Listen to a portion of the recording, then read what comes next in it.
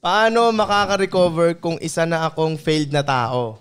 Sumablay na sa buhay, di nakapagtapos, walang trabaho, walang negosyo, walang pera, may edad na rin, pamilyado, square o normie lang at depressed. Yeah. Bakit kasi wala kayo nung bata pa ako?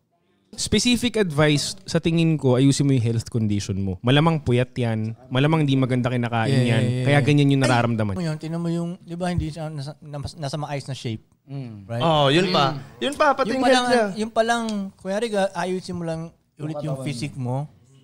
Gaganda na nga yung tingin mo sa buhay kasi magugustuhan mo na yung sarili mo eh. Yeah, tama yun. Parang yung confidence mo mag-iiba na. Yun, makakita ka na ngayon ng good side. Sa tingin ko yan ang pinakamura nga na konting solusyon na gagawin mo eh. Ayusin mo yung sarili mo. No, push up ka.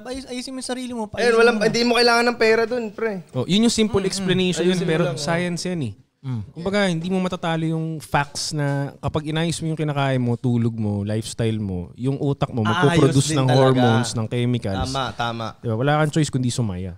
Yes.